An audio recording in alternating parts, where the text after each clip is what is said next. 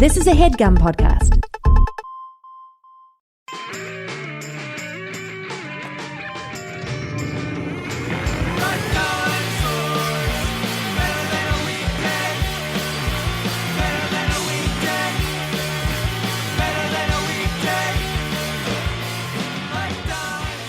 Hello and welcome to the Jeff Rubin Show mystery episode. Joining me today, two very mysterious guests from The Daily Show, writer Owen Parsons. Welcome back to the show, Owen. Hello.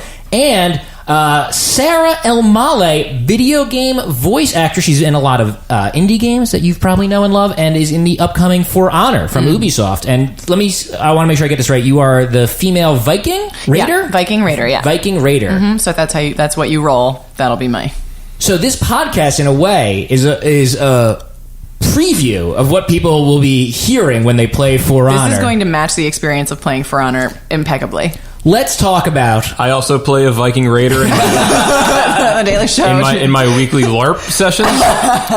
So let me talk about what we're doing today, because no one knows yet. We're playing another card game, another thing I found on the internet, and this is an interesting one. The game is called Slash, and the subtitle is Romance Without Boundaries.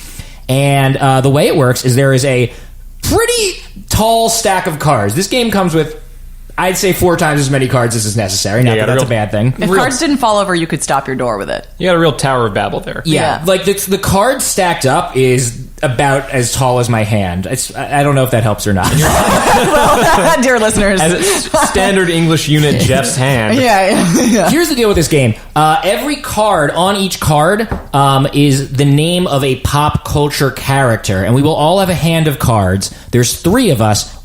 Each round will take turns. One player will be the matchmaker. They will select a card from their hands, put it in the middle. The other 2 players will have to look at their hands and decide which of the characters in their hands would make the best OTP. That is one true pairing. That's just the best romantic relationship with the card in the middle. And just like when we played Super Fight, and just like when we played the metagame on previous episodes of this podcast. Oh, you played a metagame? Oh, yeah. We've done a lot. I did the promo video for the metagame. Oh, really? Yeah. I've seen that video. That's great. Well, that's me. Yeah, we're big metagame fans. And honestly, the metagame is sort of it was so much fun on the podcast, and we did it so many times. It's almost like, for me personally, it's like a model. Like I found this game by looking for other games that were like the metagame, because we've had so much fun playing it on this show. And the love theme is nice, because now it's finally a chance for people who like card games to find love. And just to give you an idea who's on these cards, it's actually, so I was kind of surprised because we're not looking at our hands yet, right? No, I'm just digging into the deck here. Okay. But these are not. I kind of expected when I opened it to be like Master Chief, Cortana, Kurt Russell in Big Trouble in Little China, and it's actually like a pretty broad swath of pop culture and history characters. I just cut the deck, and in the middle I found Dr. Frankenfooter from Rocky Horror Picture Show, Chiron from Greek mythology, Zatanna from DC Comics, Egon from Ghostbusters, Michelle Obama is in there. So it's not just still my heart. It's not just Michelle. Yeah, so right? It's not just nerd stuff. Though it seems like it certainly skews that way. And I also want to... We were just talking about, as we were kind of looking at the cards, that the cards specify if it is a male, female, but there's also a third gender option that combines them. I think this is a pretty progressive game, it's fair to say. They definitely don't tell you to deal out... to match the men with the women. Right. I think anything goes in the world of Slash, and I think that's the way we like it. Damn straight. So, or not. Okay. We'll see once the game begins. I think one more rule that we should cover is that you can, when you look at your hand, you can discard any characters you don't know. The instructions implore you to please be honest, and if you know someone even a little, to keep them in your hand. I suppose it'd be really funny if you're just like, and this character that everyone else knows, and you just are forced to make up a history for that just based on the name. Yeah, I think that could be. That's a different game. We could try like a bonus round where no one actually knows them. Yeah, right. You only really have a hand. Yeah. We're going to play for about an hour or so, however many times it takes to give everyone kind of an even shot at being the matchmaker. Does anyone want to be the first matchmaker? Anyone? Sure. Owen is the first matchmaker. We will now look at our hands, which have been dealt out, but we have not reviewed yet. So we'll need to still mulligan. What a live moment. Let's check it out. So let's see who we got. I got a blank card right off the bat. Oh, I should also say, okay, so this one's actually blank. Let's get you a new one. There are some blank cards. I thought we caught all of them. where you can make your own. And we actually dealt in the ones that we ourselves made closer to the top of the deck, so hopefully we'll see some of them. Though Owen is now discarding one that was blank and not filled in at all. Let's see what's going on in my hand. If there's anyone I don't know. I don't really know this character, but like I'm generally familiar with them. So I think to the spirit of the instructions, I have to keep it in my hand. Don't know this one. Ooh, I got a custom one. We're supposed to curate. Now we're going to sort of like sculpt our hand so it's full of only people we know. Yeah. You should discard anyone you don't know. I got to tell you, my first discard, Jacob Black from Twilight. I don't know anything about Twilight. This is a hard discard for me. Oh no! I mean, there's so little to know is the thing. I think. I got one of your blank cards. Pretty smeared. We had some pen issues here at Jeff Rubin Studios. We had a lot of computers here at Jeff Rubin Studios, but very few pens. It was hard to write on this card stock. Anyone else have any discards? Yeah, I got. I'm sure I do. Let me. I got someone named Anita Blake from something called Guilty Pleasures. Mexican German necromancer who is a werewolf. I'm surprised there's something with a necromancer and you don't know what it is. Yeah, usually I'm pretty boned up on necromancers, pun intended. Can you give me a new one? And also, let me trade in this.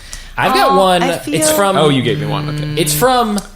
Can I ask a question of the room? I think I'm going to do it. Is Juan Villalobos Ramirez from the Highlander? It says Egyptian swordsman / Spanish sword maker who has a Scottish accent. That's got to be Sean Connery in Highlander, right? I don't know. I think I got a discard because I'm not sure who it is. It's Scottish accent. It's got to be Sean Connery, but we're going to err on the side of caution. I don't know who that is. I have like 4 discards, and I'm embarrassed. Who are yours? I'm embarrassed by them. I feel like that's what this is going to keep coming up. Is I'll just like feel shame about. Far away. What do you got? Rapid fire. I don't know. Adventure Time as well as I should. I'm not either. Yeah. It's Marceline the Vampire Queen, and it's I mean, look. There's a very deep mythos there. I'm sure there is. My friend writes for it. This is really embarrassing. This game is so broad. Like, I am generally excellent, and I think you guys are too, at like pop culture, like recognizing pop culture characters and telling people what they're from, like kind of bar trivia style. Like, I think I'm playing this game with 3 people who are excellent at that. But this game is so broad, you can't possibly cover everything. Yeah, I know nothing about Buffy the Vampire Slayer. Ooh, that's killing me. Should we do trades? We could do trades. What about that? Because I bet you guys know CJ from West Wing, and I don't. I don't know West Wing. No, not really. I want to say this is not a Buffy card. This is it is a Buffy card. It's from Buffy, but it's Rupert Giles from Buffy. It is killing me that Owen got this card and doesn't know who it is. But I think we got this card. We got this card. God damn we got to get moving here. He's such a panty melter. I'm going to grab I'll say I also have some Buffy characters in my in your hand. In your actual current hand? Just aiming to shoot the moon, which is when you play only Buffy cards. I don't know Rescue Rangers. I've got Gadget. Oh my god, Gadget was like... need Gadget. We had these go back into the pile? Yeah, I think let's just discard him just for simplicity's sake, but I will quickly note that Gadget was like... sexual awakening for me when I was 8 years old. That's like the first crush I had in my life was on Gadget from Rescue Rangers. Wow, that's we great. can talk about Robin Hood, like Disney's Fox Robin Hood. Yeah, Google. Yeah, Gadget's a mouse. She's not human, but Google her. There's something going on now, there. See, Robin had no pants on. It was like, what? Here's a question. I know Patrick Swayze, but I don't know Patrick Swayze in the movie Ghost. Yeah, me either. I was just saying that I hadn't seen Ghost I like today. It's interesting that it says Patrick Swayze in Ghost and not who his actual character is. It's not the character, right? Yeah. That's confusing. I also know nothing about My Little Pony. Oh, yeah, me Twilight Sparkle. That's the one My Little Pony I could name. I don't know anything about I also don't know personality. Charlie the Haunted Robot from Scooby-Doo. That's very obscure. What is that? I feel like I know all the Scooby-Doo characters, and it's... Yeah, I know. So I think I need 4, right? Because how many am I supposed to have in hand? 3, 4. Here's 2. Okay. 3, 4. How big is my hand supposed to be? 10. Oh, okay. All right, so I think we're ready to play. Owen... I think everyone is either ready to go or turned it off. But for those who are still here, absolutely. We're ready to go. Owen's going to play a card. Sarah and I will look through our hands and find that card's best one true pairing. Here we go. Yeah, okay. So this is your opportunity to go ahead and turn the show off. Yeah, this is the mystery episode. If I've lured you in under false pretenses, I apologize. Turn the show off. No hard feelings. I have a rules question. Yeah.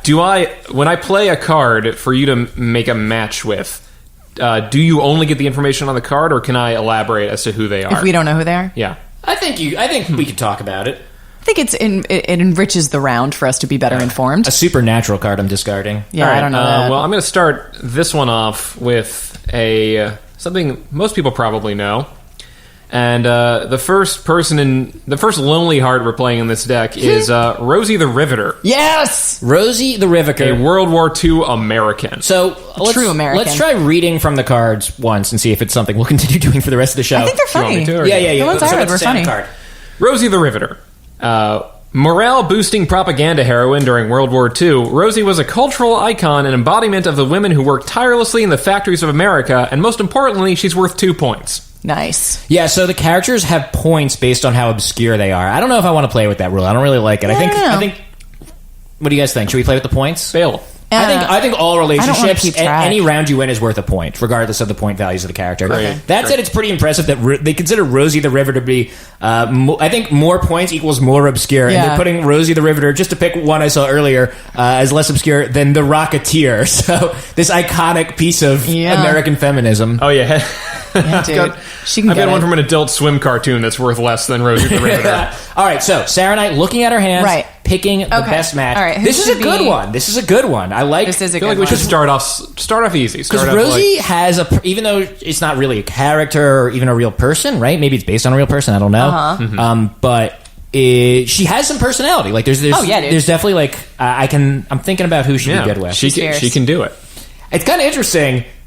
Oh, I've got it. I guess at first I was like men or women, but I think I'm approaching the game wrong. I think I got to just think who and Who? It's just Who? It's just, Don't be bound by physical. I'm not even. My play isn't even bound by human form, man. Don't physical worry about it. dangly bits and genes and such. No, this game is about love. Mm-hmm. True love That's right.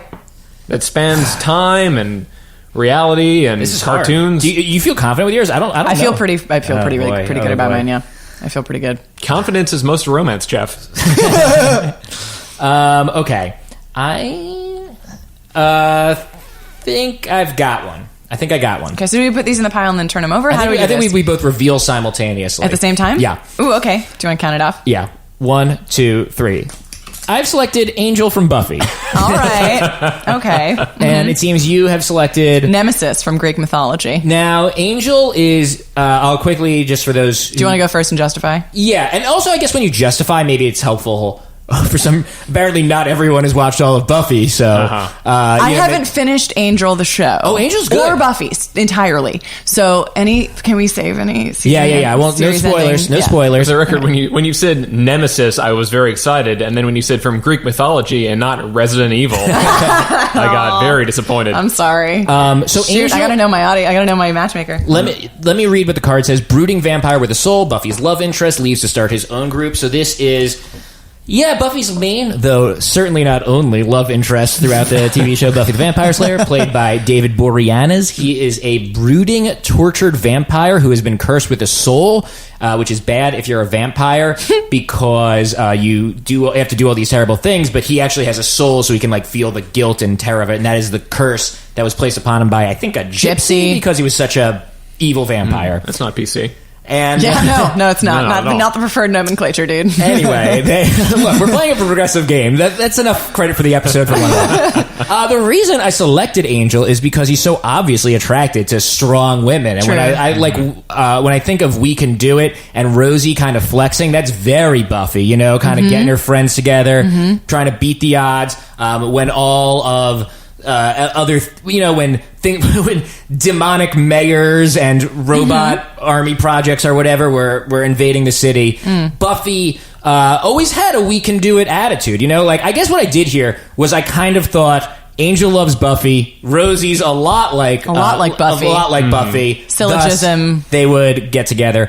So I'm looking the other way now. Why would Rosie like Angel? Well, as we know, he's got a tender soul, and he does a lot of good things. And I imagine if they get together, he would really A lot of good things. he would really help Rosie and get it in the same way he would help Buffy get whatever she needed to get done. He would help Rosie, and in the same way that he kind of would help Buffy eliminate the demonic forces. I think he would help Rosie rivet things, build things, whatever needs to happen. And that's my pitch. I love that the argument, like what the hell Angel brings to Rosie, is so much weaker than like what. He's a good guy, and good guys don't finish first all the time. But I think sometimes Rosie's pretty capable. I'm pretty sure she'd be just fine without him. But but it's nice though to have a guy around. Maybe Angel doesn't ever ask Rosie out, but he hangs around a lot, and he's just the friend. He watches her sleep. That's a thing he does. Yeah. That's my pick. It's in my. I'm sorry. It's in my interest to cut your argument down. So. Now, Nemesis, though, I don't know. I don't actually. I'm reasonably familiar with Greek mythology, but I feel like I don't know who this is. I'm just going off the description. Okay, so what's the description? Yeah, the description is powerful spirit of divine retribution against those who succumb to hubris. Goddess of smacking down jerks. Okay, so basically, I'm just going off the concept of. And it's a lady god. It's a lady god. Our first same-sex relationship. I should probably stop dwelling on that. Nailed it. That's really interesting. The more you point this out, interesting. That's now, in this pair, we have two ladies. Two ladies. Same energy. We should start commenting on the race of everyone as we go too. Right. Both of these cards are from Venus. Venus. It's how fun. So fun. Mm-hmm. No, but I think, basically, you're talking about fighting Nazis, right? So you've got this, to me, I feel like Rosie is the perfect sort of human embodiment, this, avatar of Nemesis, where she's like, we're going to stick it to these fascist assholes. Can we curse on this thing? Yeah, definitely. Okay, you know what I mean? So I feel like she is channeling that, they would be just the perfect pair because they are, in the same cause, Good argument. Owen, you are the matchmaker. Make us a match. Make me a match. Now, oh goodness, this is tough. So Sarah, the distillation of your argument is that Nemesis and Rosie should get together because they both fight evil. They both fight evil. They hate evil. Specifically hubris, right? Which I think is so key. Right. They have a common enemy, shared activities. They're both badass bitches. Okay. And Jeff, your argument is that Angel would get together with Rosie because Rosie reminds Angel of his ex-girlfriend. No. I'm not saying he's gonna remind her of him. I'm just saying I think they would get along because she possesses similar qualities to Buffy. Because I've seen her, I've seen Angel get along with a woman like being that. Familiar with not Angel's directly taste. as a result of their relationship. Okay.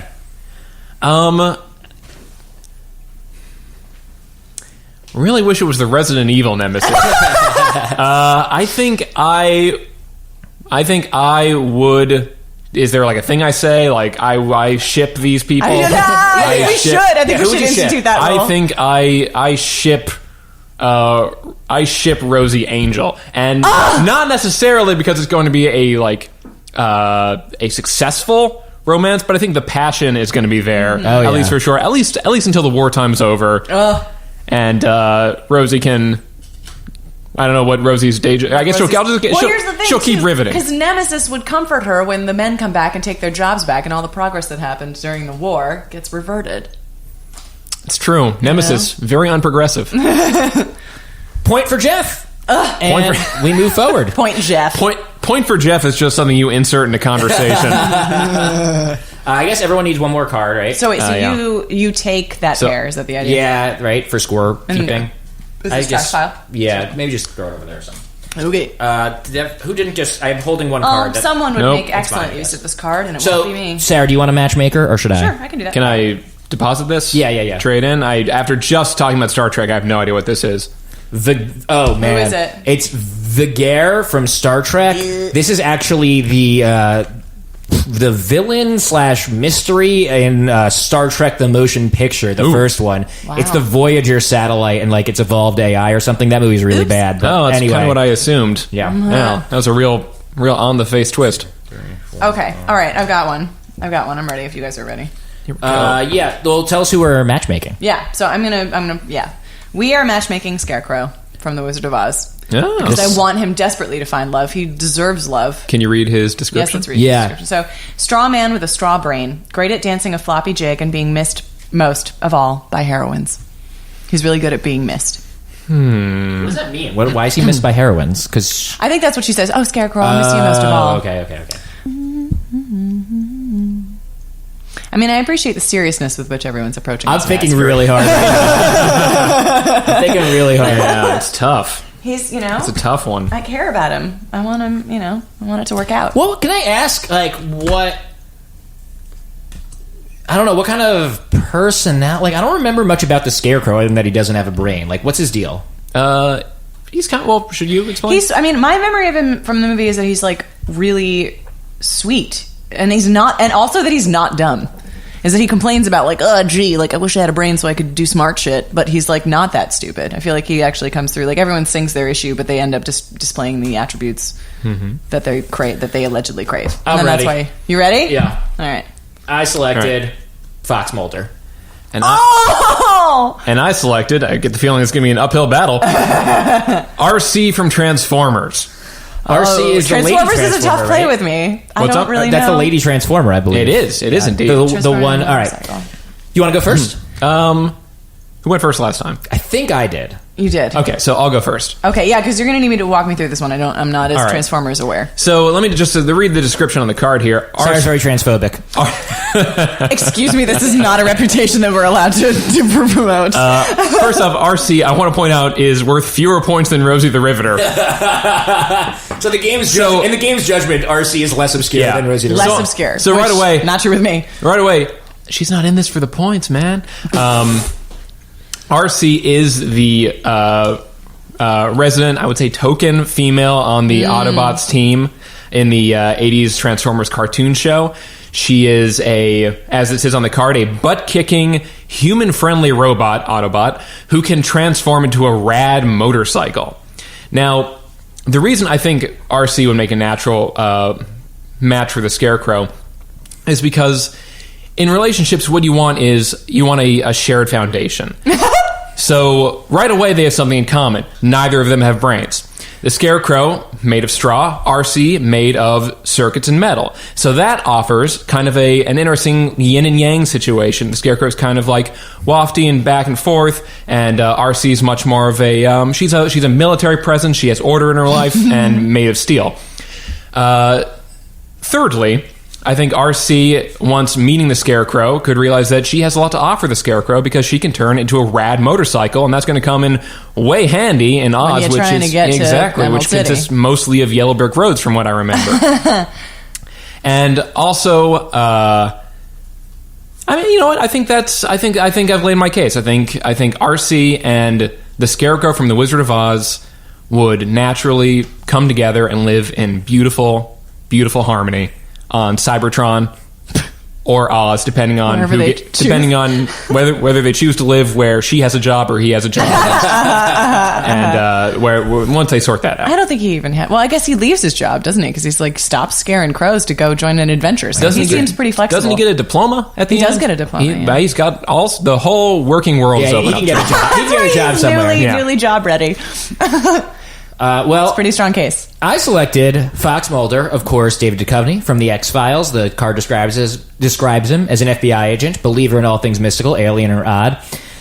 I'm going to be honest with you guys. I got a handful of bad boys over here, you know? I feel like would be great romantic pairings with almost anyone. But the Scarecrow, he needs a kinder soul to sort of nurture and love. And I think Fox Mulder... I don't have to explain why Fox is attracted to Scarecrow. It's an unusual, weird alien. It's got Mulder written all over it. That's true. But I think the reason the reason it's going to work, is that it's just there's a sweetness between them and striving to do good and a belief in what's right and helping people and uncovering the truth. And, oh my god! I think that's why I ship. Mulcrow. Mulcrow 5 ever. We should also come up with like hashtags for anyone. Portmanteau for each. Hashtag Scarcy. Scarcy. Yeah. Oh, that's tricky. Yeah, you done? Yeah. Yeah, I think so. It's really good. I mean, my heart leapt at the mention of Fox. Fox should be worth like 0 points because he's like romantically compatible with like every creature everyone in this reality. Yeah. I think a handful of bad boys is what you called your lunch table in high school. Yeah. I think it's interesting. There's like a few cards in this game that I feel like are really going to jive with a lot of people. And I think Mulder might be one of them. Yeah. Oh man, It's tricky because I think my actual feeling right now is that like Mulder, it's like OTP is probably Mulder and Scarecrow, but I see like a really strong, like mutually beneficial partnership between him and RC. It's like your grown-up relationship, Sure. So that's really tricky. I think I might need to go with Mulder and Scarecrow. That's fair. It's all that tenderness. Who can take all that I knew tenderness? it was an uphill battle. I know from the beginning, but it was a really strong case. They would have a great opening relationship. RC's better off with Sideswipe anyway. All right, everyone gets a card. Everyone gets a new card. Mm-hmm. You get to keep this. You get to keep this guy, right? Oh, thank you. Great. I will play. I don't know what that is. All right, okay. All right, I'm going to play. I got one right here, and it's a good one. Okay. Bugs Bunny. Oh, shiza. Who would be the best pairing for Bugs Bunny? The card describes him as a rascally rabbit fond of carrots, cross-dressing, and comeuppance. Sounds suspiciously like Mel Blanc. Suspiciously, eh? Yeah, so I like that. I did the cross-dressing was something that occurred to me as I played that card. So I'm glad it was mentioned in the flavor text. I think I have an idea. I do. I think I have an idea. Maybe this is a disaster. Maybe it would never last. I don't know. I do think it would be pretty great, though. It's wrong. It's probably wrong to play entertaining. I should be thinking of their mutual well-being first and foremost. This isn't for the listeners. This is for Bugs Bunny. This is for Bugs Bunny and what he needs. I do have an idea, though. Bugs is such a tough pairing. Yeah, so it's kind of tough to see him with anybody. Yeah, I feel like he's a lone rabbit. Yeah, he's a rabbit who really builds himself on knowing his sense of self. And he's going to be a hard one. Beast. He is a hard one. Yeah, he's a hard one to tie down. You know. Yeah, it's going to take a special creature to get his heart pumping through his chest. Visibly. That's more Tex Avery, though. I was just going to say it's Tex Avery. Yeah. I'm sorry, I'm holding this. No, up. no. It's really, cool. I'm Take having your time. having a real. Bugs is not rushing you. You know. Yeah. I feel Bugs like is waiting for the perfect match. The only card that wouldn't match the Mulder card is Scully. Any other card in the game is fine. That's funny. It is really. Oh my god, that would be so sweet, though. If Mulder and Scully got together? No, Mulder and Scarecrow. I'm still enjoying that pairing like a lot. So adorable. It's true. He would help him like get to the bottom of the nature of his very existence. Yeah. You know, he'd be like, "We're going to find out what you are." Are there any episodes? You know, is there an episode? I watched it growing up, but I haven't really revisited it much lately. Is there an X-Files where Mulder like falls in love with the creature or oddity that he's studying? Question. There's like 400 X-Files. There's got to be. At I least don't know. One of them that, I've like, only touches seen on a this. smattering actually myself. I'm like due to dig in properly. With the X-Files, what I would say, and it's the same actually as Star Trek and Buffy, two other shows we've talked about, is you got to go online and find a list of the good episodes. Because that's when they were Just making find a 23 guide. episodes a year, and they're not all good. Yeah. Seems like you're ready. You guys ready? Let's see what you got. Yeah. Okay. All right, Owen, who have you go selected? ahead. I've selected Magica Dispel from DuckTales. Oh, that's a great one. I don't remember DuckTales well enough. And Sarah? I said Niles Crane from Frasier. Niles Crane. I got to tell you, Frasier himself is also in this deck. I saw him earlier. Whoever made this really likes Frasier. Mm-hmm. All right, so will Bugs Bunny be better off with Magica Dispel or Niles Crane? Owen, I think Sarah starts. Should I go? Sarah starts. This to me is like is an attraction of differences. Mm-hmm, You know what I mean? I mean, you have this guy who's just flustered by the most. Just in case someone's never seen Frasier, can you read the text? And anything else you want to say about Niles? I've only dabbled myself in Frasier, but I feel like I have a sense of his flavor, his ishness. He's an effete, fancy lad psychologist, inadvertently hilarious in commonplace situations. Yeah, he's sort of the neurotic one. Right? Yeah. Mm-hmm. He's very neurotic. Yeah. So, which is why I think that this relationship might burn fast and bright. But it would be the kind of relationship that both of them would remember for the rest of their lives. You know what I mean? Like, I think that he just exists to be set up by Bugs and would probably find himself strangely drawn to this mischievous creature. And obviously Niles would provide Bugs with just endless fodder for disruption and hilarity. Yeah. Pranks. Yeah, I think that the two of them, it would lead to situations that both or one would find hilarious, and they would be it'd be the that difference attraction thing. Now, Owen, this is a question I'm very excited to ask you. Why do you think Magica Dispel would be a better romantic pairing for Bugs Bunny than Niles Crane from Frasier? Well, a couple of reasons. I hesitated to play Magica Dispel because... you gotta explain. I don't know. Okay, well, invite me into her Magica world. Dispel is one of the antagonists from the TV series DuckTales. She's a nefarious witch who is always scheming to nab Scrooge McDuck's #1 dime, which is his most treasured possession. Yeah. AKA, she's a sexy goth duck. Yeah. Doesn't she eventually date? Maybe I'm thinking of Darkwing Duck. Does Darkwing Duck date her? Like, doesn't she eventually become a good guy? You're fishing in deeper waters than I am, my friend. But let me explain some of my reasoning here. I hesitated to play her because I felt like, it seems like it's an easy match on its surface. It's two cartoon anthropomorphic animals that are mischievous but going that's together. Too easy. But then I realized that there's actually a lot of depth here. First off, I feel like Bugs Bunny, if you watch him in cartoons... Well, let me say first off that right away you have the Disney Warner Brothers friction there, so that makes it hot. That's very Romeo and Juliet. Super hot. All that friction, that like forbidden romance. They're crossing. You got some Romeo Juliet action there. Secondly, I feel like if we look at Bugs Bunny cartoons, Bugs Bunny is never happy unless he's like outfoxing someone. He's like getting the drop on people. He is at his best when he has someone who has a pursuit and a drive that he can subtly play with and undermine and kind of reveal in his mischievous antics the greater senselessness of like what is pursuit and drive anyway. That kind of wandered off into nonsense, but I'll rein it in. Stick with me here. But stick with me here. I think Magica Dispel is someone who exemplifies a lot of that. Mm-hmm. She's a duck, where we know right away Bugs Bunny loves having fun with ducks. Fun with ducks. Most of the Daffy Duck cartoons. Mm-hmm.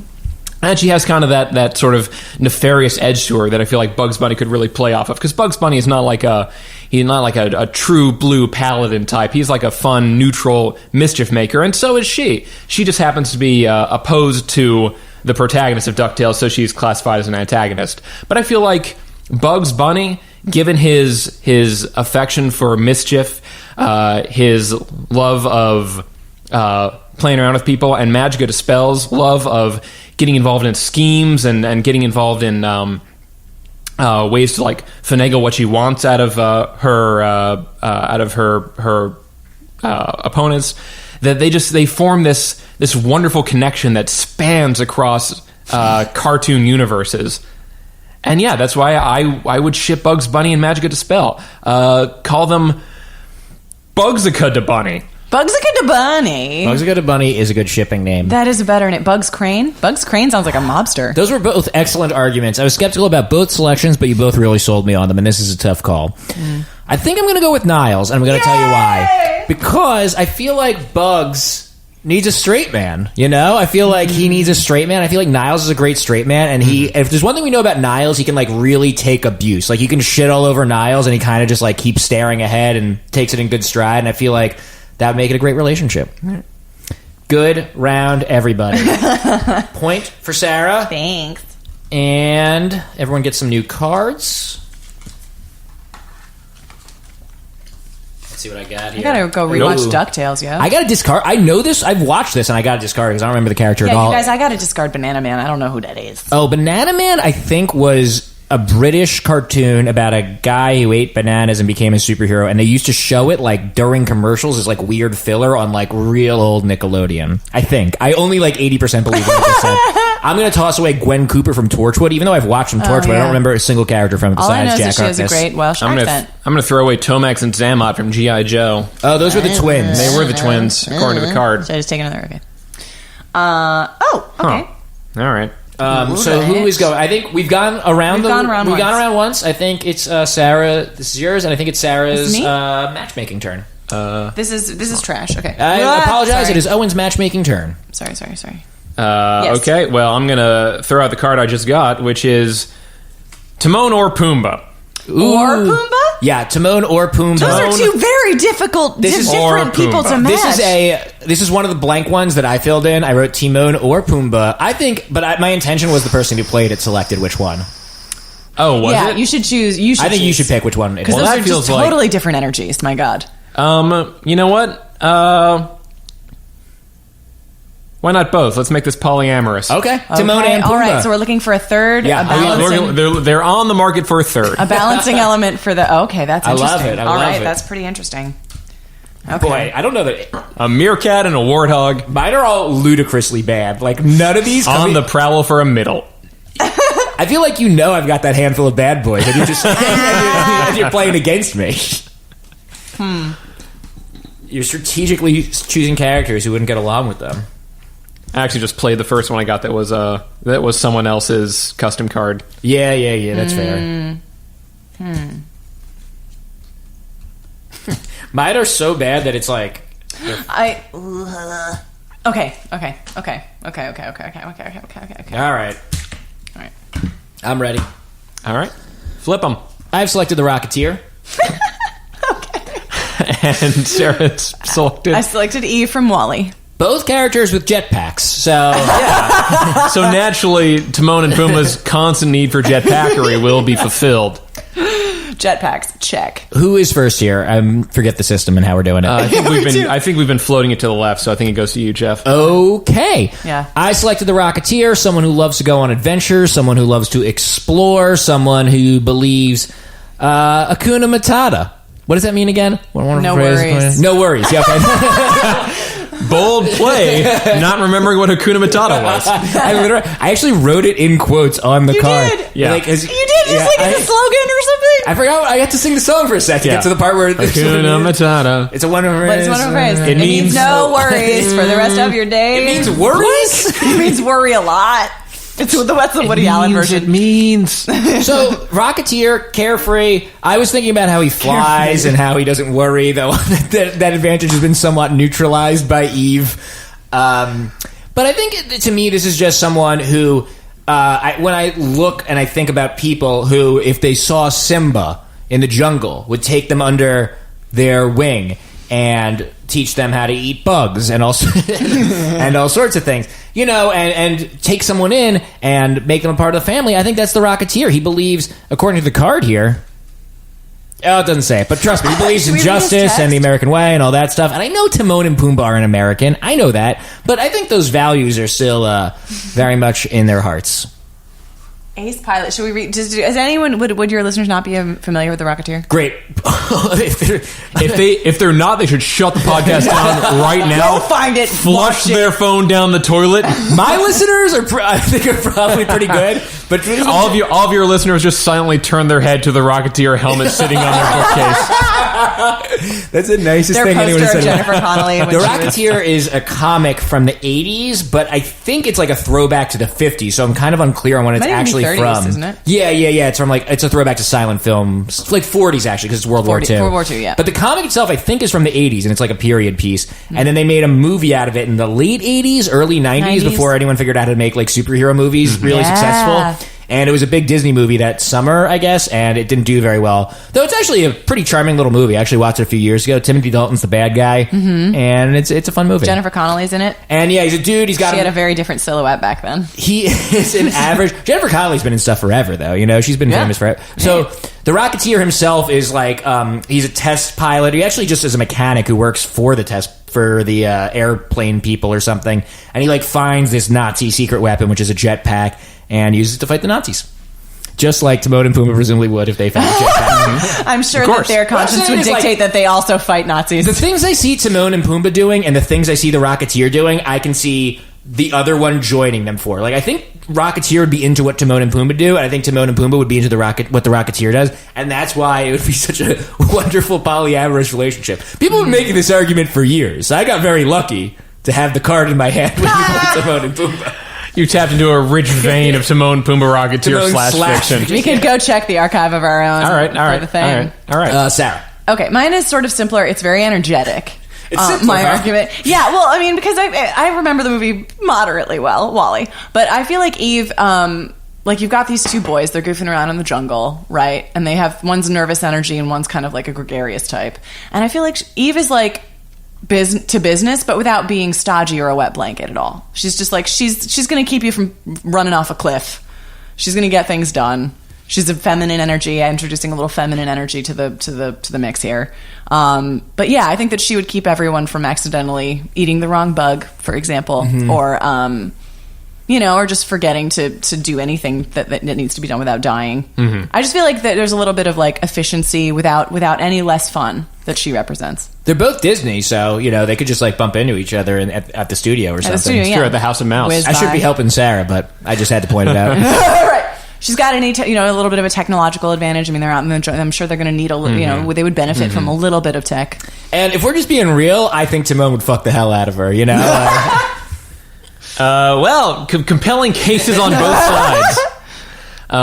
Let's see. We got a couple of real dirty boys here, Timon and Pumbaa, and I think. You know what? Actually, this is a really easy one.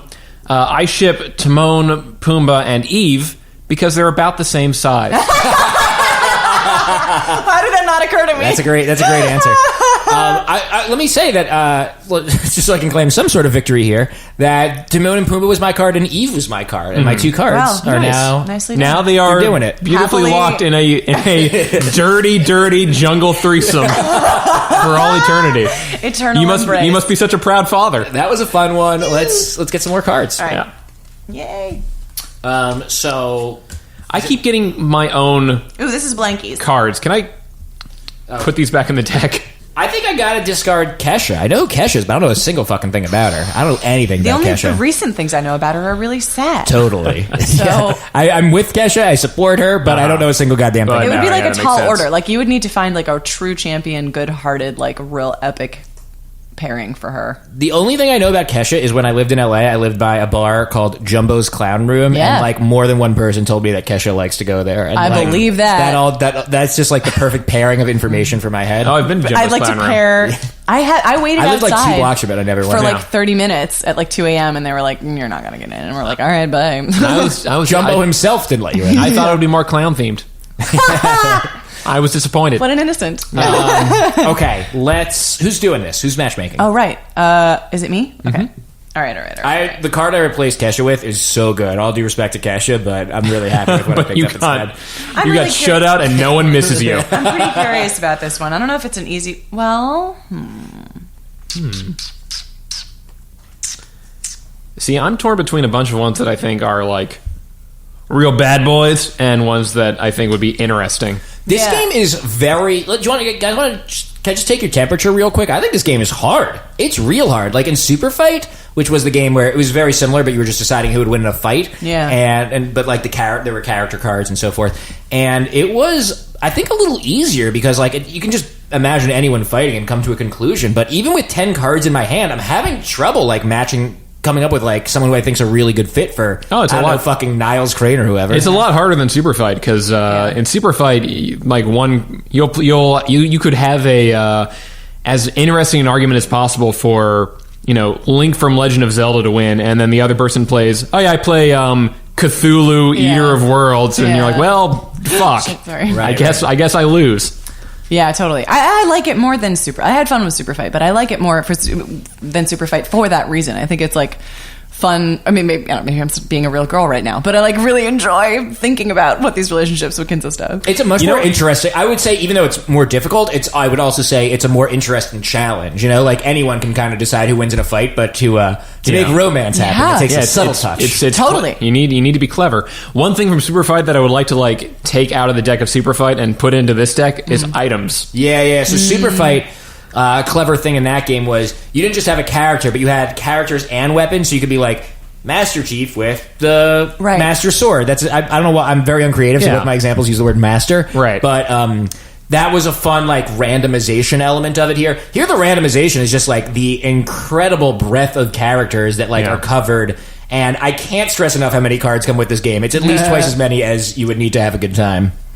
Okay. Anyone else have anything to say? We'll check in again at the end, but I just wanted to... No, we're that's good. it. All right, let's see what the next card is. All right, we're matchmaking Boba Fett, you guys. Boba Fett. Yeah, Boba Fett. Boba Fett. The ultimate lone wolf. I'm very curious to see what you guys come up with for me. I got this one. This is the first one where I feel like I have the correct card. Ooh, I'm excited. So if you're not familiar, Star Wars space bounty hunter with a poor handle on his jetpack, true, packs a flamethrower and a gravelly voice, which changed a bunch. This is a tough one. This is an uphill battle, but there's only one card in my hand I can play at this moment, and I'm ready. I'm excited to play. I'm excited. I can't wait. I cannot wait. We can infer possibly there may be clues to his proclivities based on the naming of his ship, which, if you remember, is Slave one or 4, depending on the book you were reading. Slave 4? What's that? Maybe that's just something I invented in my own canon. But for some reason I remember like reading on the back of a Kenner package or something, it being called the Slave 4. Oh man, they do not let that shit slide anymore. They've got like a whole department like making sure everyone calls Boba Fett.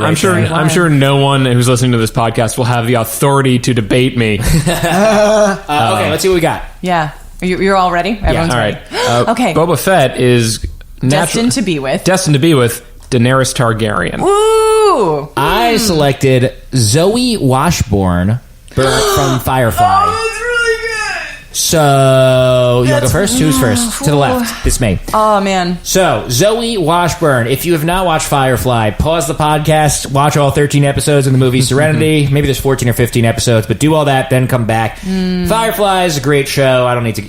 Everyone knows that at this point. Zoe is, much like Boba Fett, a fucking space bounty hunter. For Christ's sake, she's a space bounty hunter. How am I not going to play this card? She likes her gun, and she likes hunting things. She's very good at it, like Boba Fett. Now, here's what's going to be tough. I think Boba Fett is generally seen as a bad guy, and Zoe Washburn, I think, generally seen as a good guy. That's kind of what they got to get over here. One, crazier things have worked. Two, another thing we got to get over is that Zoe already has a one true pairing. Yeah. It's Wash. Oh, wait, what's his name? Yeah. Oh, Wash is his name. Yeah. What's... Okay. Because she's married. They're married. She took his last name. Yeah.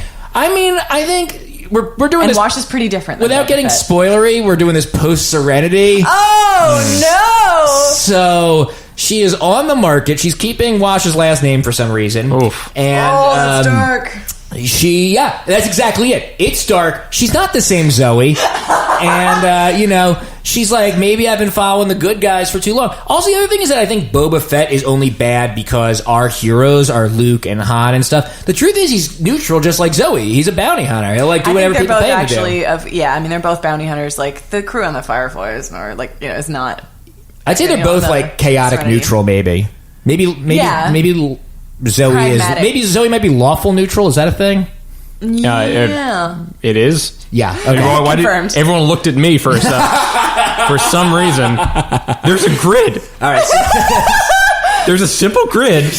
Can you make your voice crack more? You were in the Dorkly version. I was. I see that thing shared all the time. It's got a lot of legs. It is unbelievable. It's incredibly universally applicable. It is a very functional model for assigning human beings. So that was the thing we're the nerds managed to break down human interaction into 9 categories. So that was that mapped to everything. That was a thing for a year. Take any Big Lebowski alignment chart, everything alignment chart. And we did one when Owen and I worked at Dorkly, which I'm assuming you're in. I know I'm in, and I see it shared all the time. Not on Dorkly necessarily, which is sad, but I'm glad to see that it lives on and people share it and it's fun. All right, that's my case for Zoe. It's pretty good. Owen. Daenerys got this. Look, first off, Zoe hung up on Wash. Good person, not even in the market. I mean, well, you said she was in the market, but that involves some sort of creative elaboration on your part. Let's talk about the relationship, though, between Daenerys Targaryen and Boba Fett. Daenerys, I am thrilled to be talking about this. We just picked up 500 extra listeners.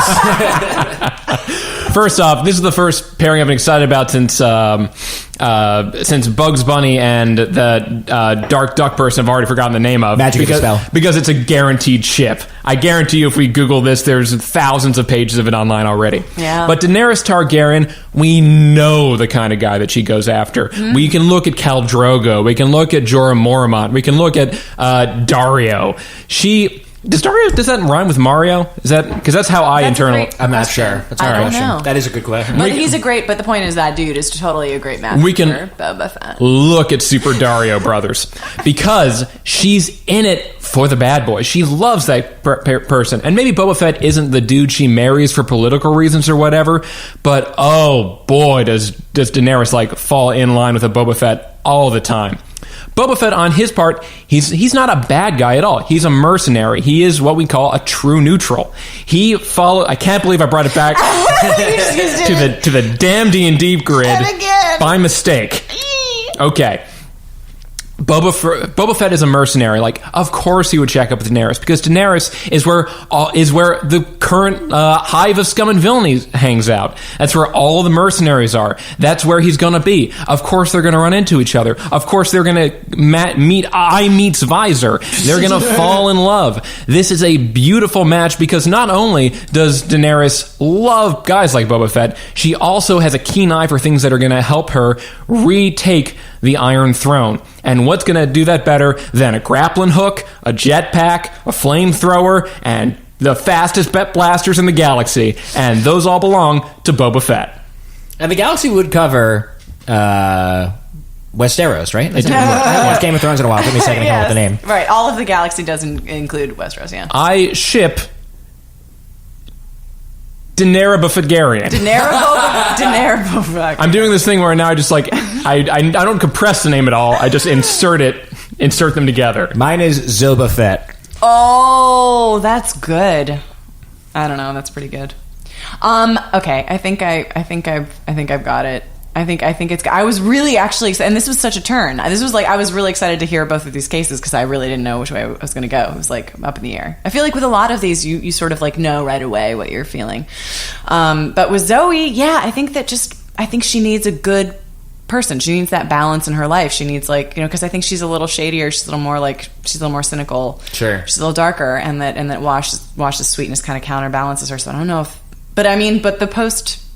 Yeah, I mean, I get that, but I think the main thing is that Boba Fett would be such a fantastic, talented, smart doer of her bidding, of Daenerys' bidding, and function so well in her grand schemes for taking over the world that I just see it very readily. I see it perfectly. Yeah, I think that it's got to be Boba Fett and Daenerys. Yeah. I think he needs, because he's not like a leader himself, but he will serve and benefit from having a leader with a bigger plan. I didn't want to bring this up before you made your selection, but I did, as Owen requested, Google Boba Fett and Daenerys. It took some digging, but I found two people posing together as Boba Fett and Daenerys. Oh, they're cosplaying together as Boba Fett and Daenerys. Amazing. I thought for sure there'd be like some fan art, some Can like teasing art or something. There's definitely it took some digging. This was a few results deep, but I did find an image of There's Daenerys definitely like a together. Boba Fett in the Game of Thrones universe. Like his armor is like all plate mail. Yeah. That exists. That's a great pairing. I really So like that everyone has pairing a lot. I'm about to be the matchmaker for the second time. We're coming up on an hour here. Is this going to be the last one? Maybe we could do like one bonus round. The game actually suggests as a tiebreaker that you try to make the best pairing just out of your hand. Ooh. But I don't know how we judge the winner of that if we all did it. So how many points do you guys have? I dropped a lot. Huh? How many points do you guys have? I have. Let's see. This was. I have 2 points. Owen has 1. It looks like, and I have 2. Well, let's see what happens here. If you want a tie break, I could do that. Yeah, maybe we'll do it as a tiebreaker. But first, we must play. I will be matchmaking 2, 3, 4. Do we still have to draw a card? 7, 8, 9. Yeah, that's what I was checking. But first, we must play this final round. Let's play. I got one of the creators. I got one of. This is good. I got one of yours. That's funny. All right, I got mine. I think it'll be interesting. Okay. Let's keep the Game of Thrones theme running, and I will play the Cersei Lannister card. Oh boy. Cersei Lannister, sexy brother lover, epic level schemstress. One time, she had to walk across the city naked to show repentance for her ways. Wow, they printed this pretty recently. Yeah. But it was just a boss scheme. Take that, fools. I don't know if I've ever heard the phrase boss scheme before. Is that a thing people say? Boss scheme? Boss scheme. Sure. Who do you guys think is the best romantic pairing for Game of Thrones? Is Cersei Lannister? I have the worst. So Cersei Lannister. Yeah, we should.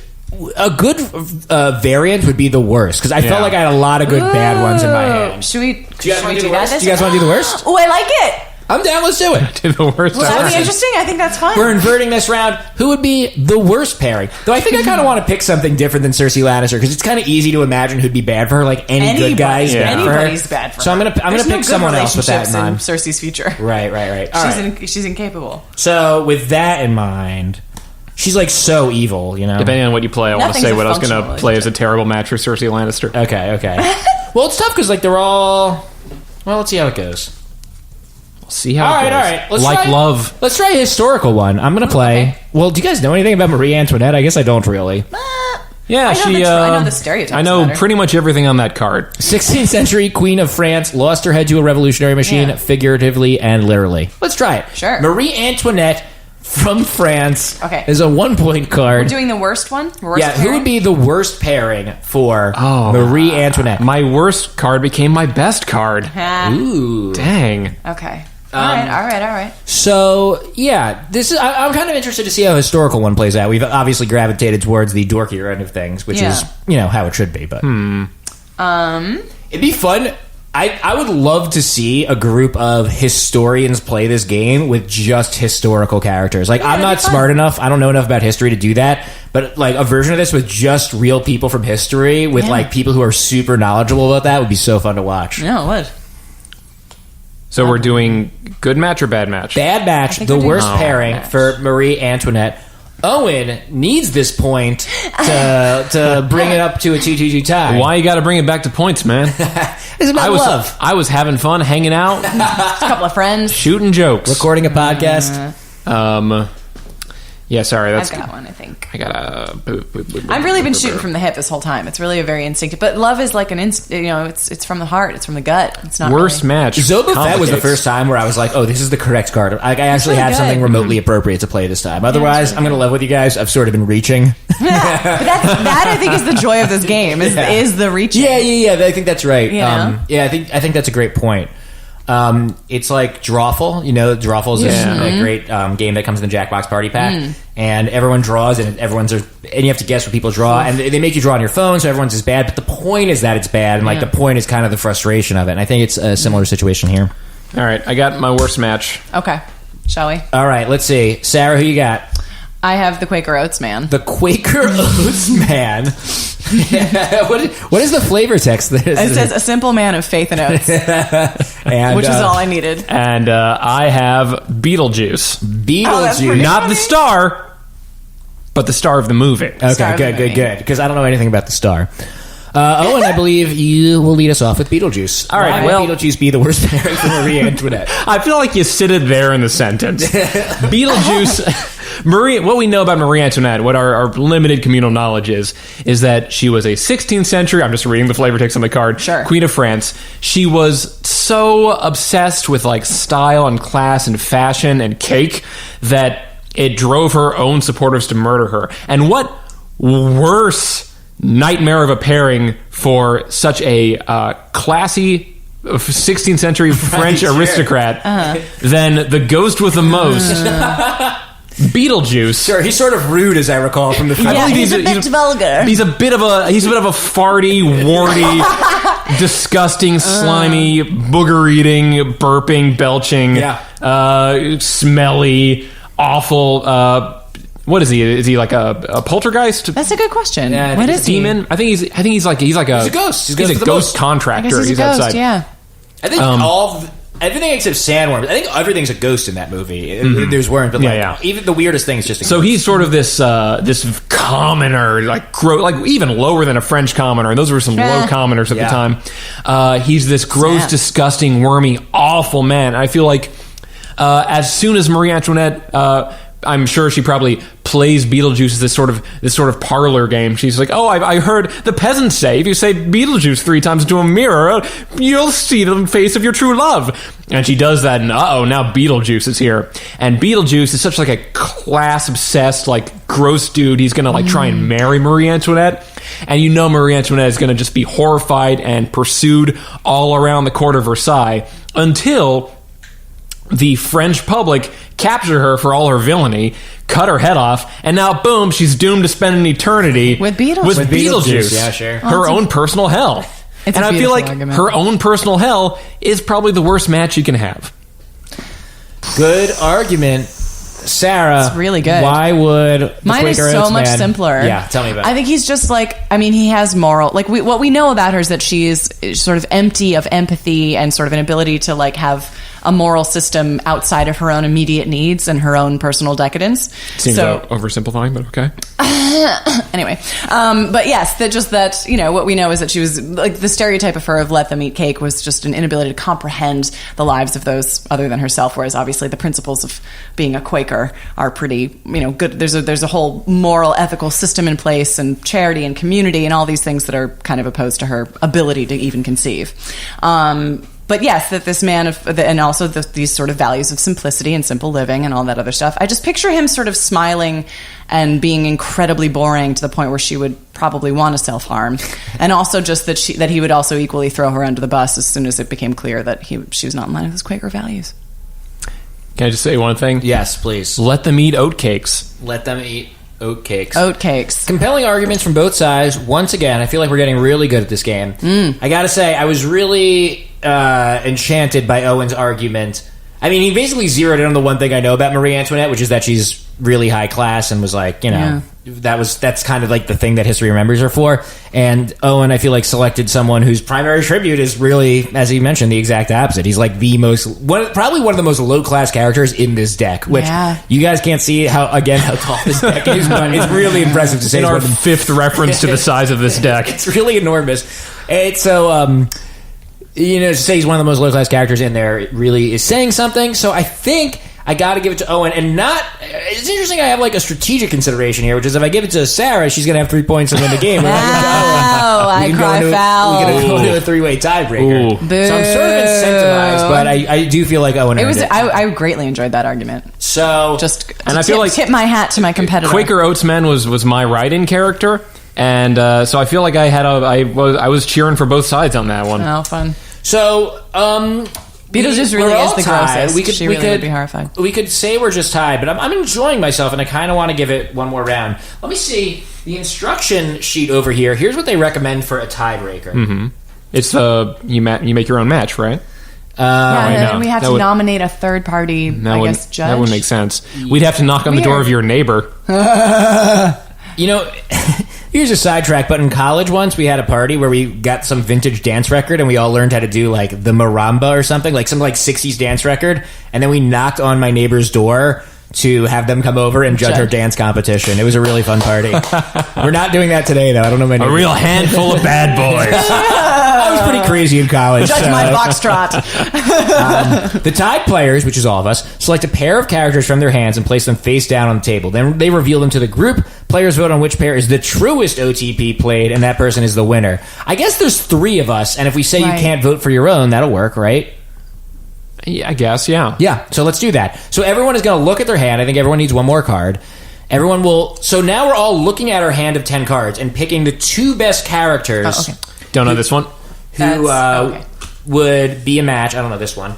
And then don't know this one. We'll all vote for each other's stuff. You get it. You guys get how it don't works. know this one. Whoa, this is a cool one. I don't think I'm going to play it, but... It's a shame, as I approach my final selection here, I see tons of good cards I'm never going to get a chance to play. I just picked up a Frozone from the Incredibles card. Ooh, that's good. That's a good one. I got a custom card that one of you made, Venus the Planet. I was really happy with that one. Could never figure out how to play that. I got RoboCop. I was sad I didn't get a chance to play that, but I think when you see the 2 I've ultimately selected, you will enjoy them. Yeah, I'm going to have a lot that I didn't get to play. Ziggy from Quantum Leap. Oh, that's a good one. That's a good one. I love Quantum Leap. I had Dance. Probably. I haven't watched it in like 15 years, but I bet it's still good. I had Scully. Yeah. Scully I couldn't play. I wonder if Cigarette Smoking Man is in here too. Medusa and Cleopatra I was never going to play. Yeah. I had a couple that I was... I got Guybrush Threepwood, but I just didn't know. Was that your custom one or is it real one? So, one thing I want to mention about this game as everyone is selecting their final pairing, something that's actually really neat is that it is licensed under Creative Commons. And you can actually, if you go to their website, you can actually just print and play this yourself. You don't even need to buy it. You can... it's totally legal. I'm looking at the instructions now, a Creative Commons attribution non-commercial share-alike license, which means you can just print it for free and you can change it and you can basically do whatever you want with it as long as you don't sell your own copy of it, which is really cool of the designers to do. And I think that's neat. And so if you've enjoyed this, support the designers, buy a copy. It's nice. We're playing it now. It comes with a ton of cards. We've mentioned all the entire show, and I don't think we've fully elaborated on how monumental this staff is. I've got really large hands. So it's so I would say it's a fun game. I think we're all enjoying it, and I'd say if you think it's fun, you're probably right, and I would say support the designers, buy a copy. It comes on these nice cards. But if not, if you just want a taste of it, go check Print and Play. I'm sure that the designers would enjoy if you did that too. Okay. You guys all locked in? Do we? Are these anonymous or? Oh, that's a good question. What are we doing? Yeah, let's anonymize them. So let's put them all in the middle, and then I will flip them over. I just saw you guys put them down. Shuffle. So how do we shuffle them but keep them paired? I don't know. I'm going to close my. I'm going to 3 Monty this. So we're doing what now? Just to recap. So can you just tear off like 3 small things from the bottom there, so we can all write who we like. So let me recap what is going on here because we've been talking for a while and I don't know if anyone remembers. Everyone, it is the end of the game. It is tied up 2-2-2. Everyone looked through their remaining cards and themselves selected the 2 cards of their hand that they thought would be the best match. So these should be the best matches because we've got the most kind of choice of the evening. We've anonymized them. Everyone will vote for one that was not their own, and whoever receives, I guess, 2 votes will be the winner. We can also end in a situation where we all get 1 vote, right? And we tie again. That's okay. Maybe just. Do you guys want to make arguments? I guess I do. We can collaboratively argue. For I don't really want to make an argument. I want to just see them. Mine kind of speaks for itself. Internally, think about it. All right, so let's do it. Let's do it. That's what we're gonna do. All right. So we're gonna flip over the cards. No discussion. We will sit in silence. And everyone will vote for a while. We'll think about what you've done. But Jeff will narrate them as he flips them over. Yeah. The first pair is Frankenstein's monster and Zooey Deschanel, which I'm going to pat myself on the back for saying Zooey because I always say Zoe. Zooey Deschanel. Is it really Zooey? I don't know. It's spelled Zooey. Is it? I think it's Zoe. Oh, God damn it. All right, I'm unpatting myself. She spells it Zooey. I mean, what do you want from me, people? I think it's Zoe. It's adorkable. Pair 2? Yeah, pair 2. I'm sorry. I forgot what we were doing. Pair 2. Norman Bates and... Oh, boy. Hannibal Lecter, Dr. Hannibal Lecter.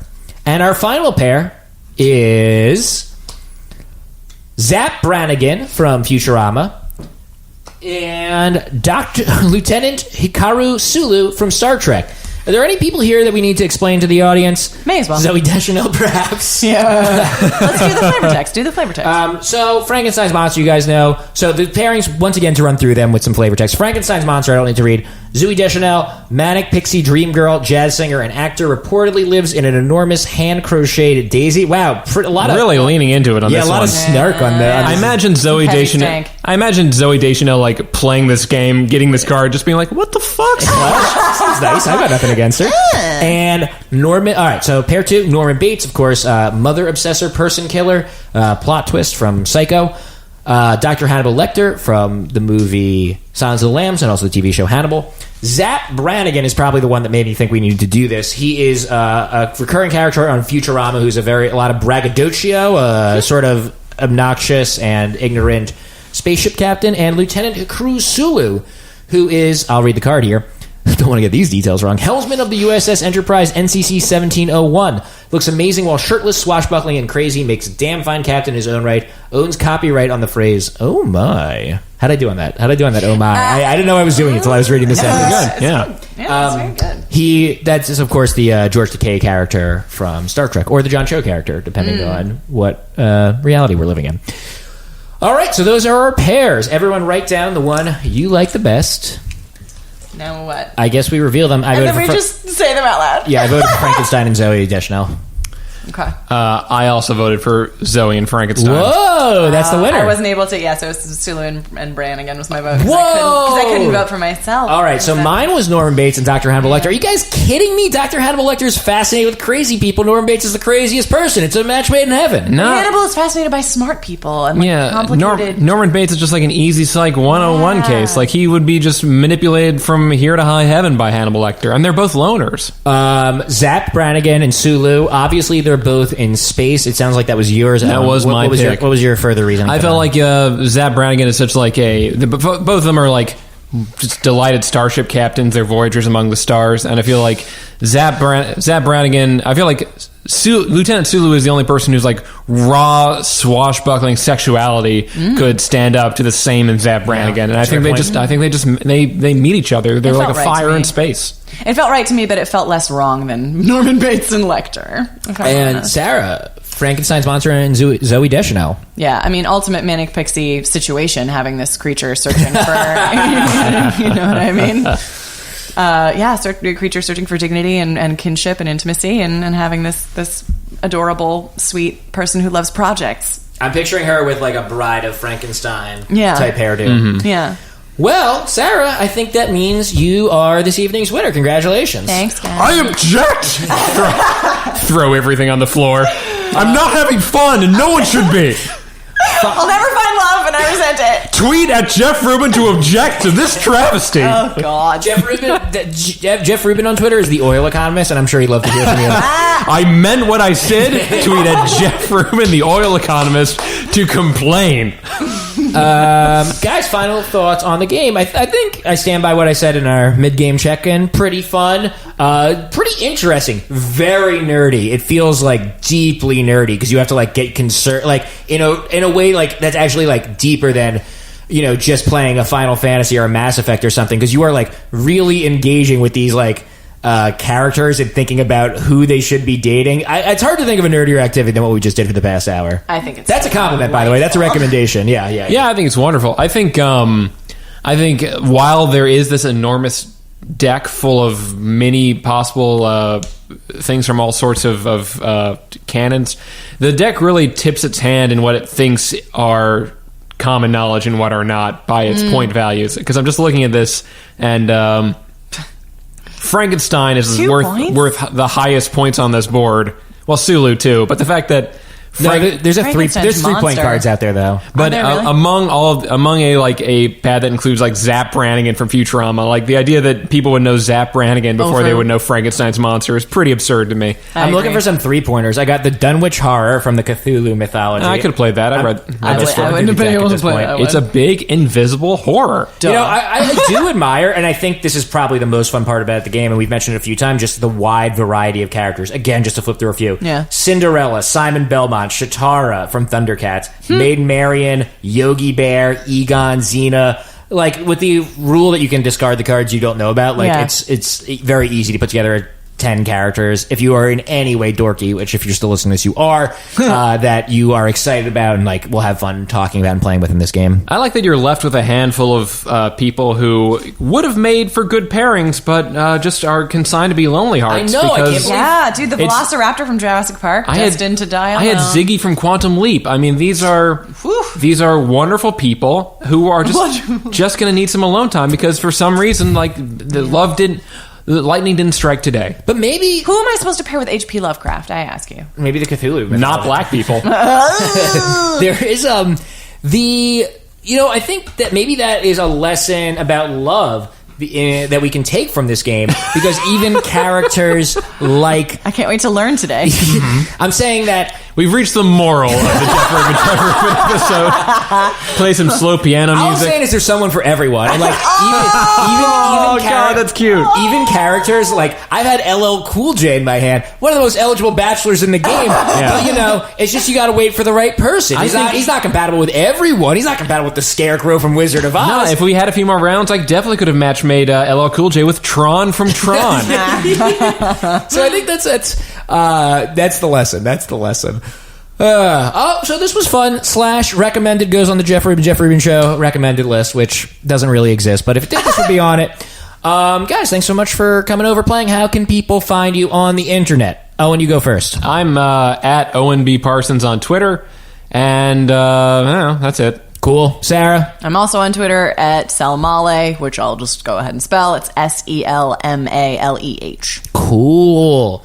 Guys, this was fun. Thank you so much for coming over playing the game. Thanks for having us.